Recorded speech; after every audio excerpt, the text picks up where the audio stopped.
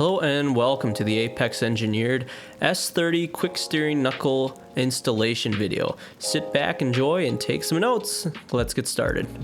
For this install, you're going to need a 1/2-inch drive ratchet. You'll need a 22mm socket, a 17mm socket, a set of some needle nose pliers, and a torque wrench capable of 72 foot-pounds. Check out these S30 steering knuckles. Now these have a full billet steel design out of one piece, so these are super strong and super capable for all you track boys, drifty boys, and even your rally boys. These come in zinc plated for corrosion resistance. These come with 2 tie rod mounts. They have a 10mm and a 30mm shorter than factory. These allow you from going from an autocross and track setting to a drift setting. Now note, the 30mm setting we do not recommend for daily or street driving, but really only for track or drift settings. All right, so let's get to the fun part. The first thing you're gonna do is you're gonna loosen the nut. Now this is whether you have our adjustable tie rods or if you just have the factory, you're going to loosen the nut, remove the tie rod, and put it out of the way. Next, you're gonna take the 17mm socket and loosen up the knuckle bolts.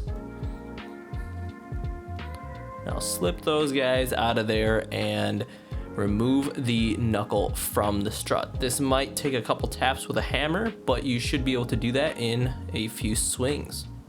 The next thing you're gonna do is you're gonna remove the cotter pin. Now for the video's sake, we have that previously removed.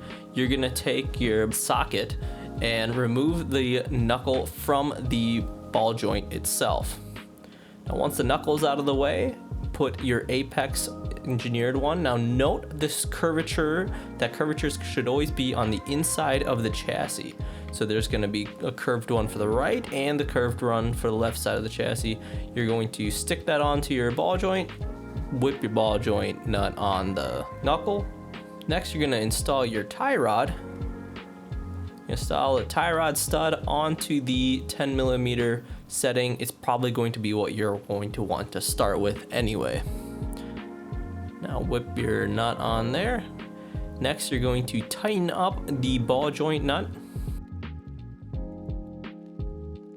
And you're gonna torque the ball joint nut to 72 foot-pounds.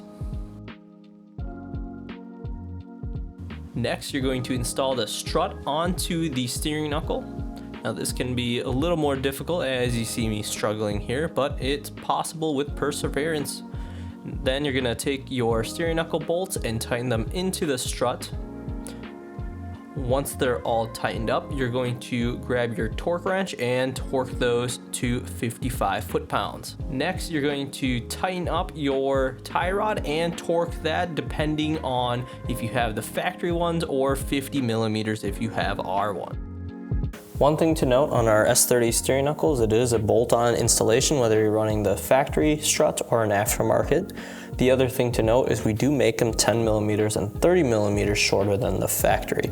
And the reasoning is because as your factory steering knuckle is great and works really well to get a quick steering, we decided to shorten them so then you're able to have more angle as well as quicker steering and quicker ratio at higher speeds. Being shorter, 10mm and 30mm, that does require more steering effort at slow speeds if you're pulling into a grocery store. Another thing to note is we do make the steering knuckle to the 11mm ball joint tapers.